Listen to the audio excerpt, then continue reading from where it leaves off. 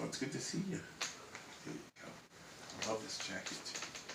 I like this. Got puff. Thank Yeah, you. well, well, good afternoon and welcome to another edition of Positive the Series. I am your host, Jerome, and I have the esteemed pleasure of sitting with a wonderful woman who I'm going to give a little bit of an introduction, Marilyn Burnett. Tell us a little bit about yourself. She is the epitome of a positive person.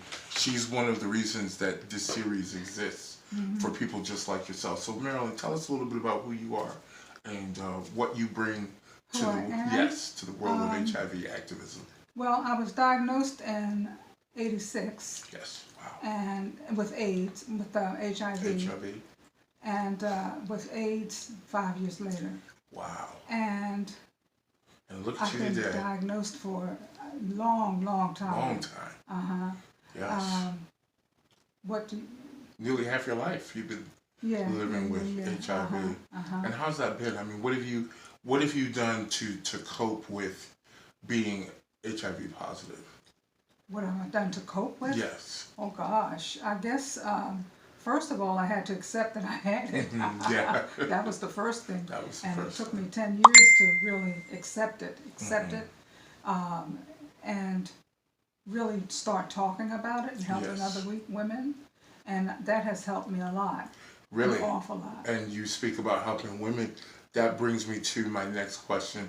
I understand that you are the co-founder of a really important organization here in Maryland. It's called Older Women Embracing Life. Yes, OWEL. Yes. OWEL. And they were you guys founded it in 2004? 2004. In 2004. Right. Can you talk a little bit about how that came into being? Yes, I can. I was working with Dorcas Baker at the time. Yes. And wonderful woman. We had done a number of things, in terms of speaking and that kind of thing. Yes. And she wanted to put together an organization that helped women. We decided on Older Women Embracing Life. She came up with the idea, and I came up with the name. Collaboration, teamwork makes the dream work. Yes. Yes, that's wonderful. And we had our first conference out at the Hilton. Okay. In Pikesville, yes. I live right down the street. Yeah. And we had something like 300 women attend that first conference. Incredible. It was tremendous. It was phenomenal. That is absolutely And incredible. we had younger women and older women meshed together. Right. Because it's called the Legends and Youngins. Legends and Youngins. And we fashioned it after Oprah Winfrey's Legends and Youngins. Right. Youngins. A lot of people don't realize that. That's but fantastic. we got it, that's where the idea came from. That's where it came from. And since then, we've had it, like the next year was in Washington. And we've been back here in Baltimore every year since then. I see. At Morgan.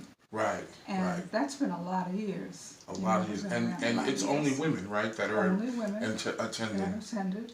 And so can you talk just a little bit about the importance of women coming together, just women who are living with HIV? Can you talk a little bit about that? Yes.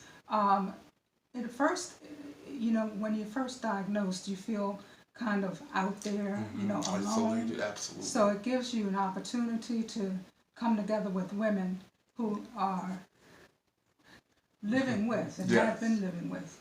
And the importance of it is that older women can share their experiences with the younger women, right? And pass on some of the good information that we've gathered over the years. Absolutely. And give them an idea of there's a life after HIV. Because you really are the best teachers.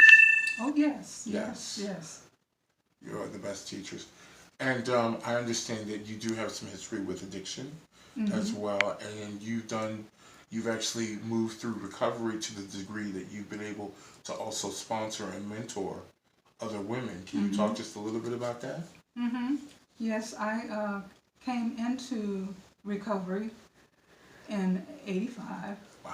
And as a result of that, once I started opening up, women came to me. Actually, I had some women in my circle before I opened up. But then I opened up and women just came to me, you know, as a result of that. And I ended up having sort of at least ordained. 11 women that I That is sponsored at the fantastic. same time. Some women had been in and out, you know, in and out. Right. But some were with me the whole time. That's fantastic. Mm-hmm. That really is. Yes. Well, so now tell me, as we wrap up, I'd just like to know from your perspective, what would you tell a young lady who was newly diagnosed? What tools would you give her? What advice would you give her? Well, I'd help them to understand that there's life after HIV. Yes. Some women come in and they're afraid, you know, really, really afraid. Absolutely. And I'd, you know, try to help them to be more comfortable. Right. You know, I would tell them to get into as many recovering groups that they could get in, So they can support talk groups, about absolutely. it. Support groups. Yes. And a lot of women were shut down, as I was. Right. And I tell them that's okay, you know, because you know, some people expect women to come in and be like they were. Right. Know? Yes. And yes. I tell them that that's all right. It's okay. You're right.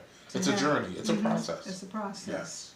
And I tell them to give themselves a chance. Absolutely. You know, just stick with it. Just keep stick coming with it. back. Absolutely. To corner phrase. Keep coming back. Yes, yes. Well, listen, Marilyn, I want to thank you so much for joining us today on Positive the Series.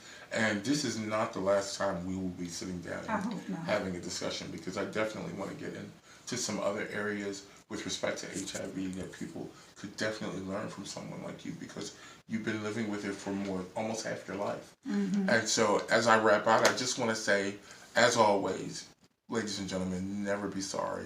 Be fierce. Thank you for tuning in. Thank you, Marilyn. Thank you. Thank you so very much. Thanks to OWEL as well. Thank you, Dorcas. Have a great day.